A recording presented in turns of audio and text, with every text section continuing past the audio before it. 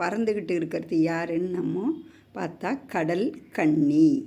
ஆமாங்க, கடலில் இப்போது நீந்திக்கிட்டு இருக்கவங்க இவங்க தான். இவங்க இருக்காங்களா இல்லையா அப்படியெல்லாம் கூட ஒரு சச்சரவு நமக்குள்ளே நடந்துக்கிட்டு இருக்குது. இருந்தாலும் அசிரியா என்ற ஒரு நாட்டிலெல்லாம் பார்த்தோன்னா இந்த கடல் கன்னி இருக்குன்னு ரொம்ப நம்புகிறாங்க. அது என்னன்னு கேட்டிங்கன்னா, இந்த அட்டா கடிசு அப்படின்னு சொல்கிறது தான் அது கடல் கன்னியினுடைய பேராக அந்த காலத்தில் இருந்தது.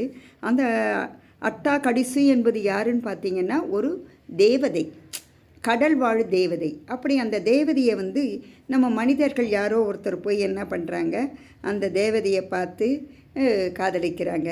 அதை காதலித்து அதை கைவிட்ட உடனே மனம் உடஞ்சி போன அந்த தேவதை தான் இந்த கடல் கன்னியாக மாறிட்டாங்க அப்படின்னுட்டு வழி வழியாக வந்த கதைகள் சொல்லுது. அது கதை இருக்கட்டும் நமக்கு. ஆனால் இந்த கடல் கன்னியை பற்றி நம்ம சுவாரஸ்யமான நிகழ்ச்சிகள்லாமும் சொல்கிறாங்க. அதாவது சினிமா பாடல் எடுக்கிறாங்க, இதை பற்றி நாடோடி பாடல் இருக்குது. இப்படியெல்லாம் இருந்தாலும் கடல் கன்னி என்ன பண்ணுவாங்கன்னா தொப்பி, சீப்பு, பெல்ட்டு, கண்ணாடி இந்த மாதிரி பொருள்களில் எதையாவது ஒன்று திருடி வச்சுக்கிட்டோன்னா அது என்ன பண்ணுமா, கடலுக்குள்ளே போக முடியாது, அது மனுஷனோடையே இருக்கும். சரி, இது யாருங்கன்னு பார்த்தீங்கன்னா அது செத்து போச்சுன்னா இப்படி தாங்க இருக்கும் அந்த கடல் கன்னியினுடைய இறந்த உடல். இந்த கடல் கன்னியை பற்றி நம்ம தெரிஞ்சுக்கிட்டோம்.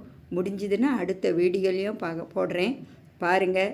கடல் கன்னியை பற்றி தெரிஞ்சுக்கோங்க, சந்தோஷமாக இருங்க.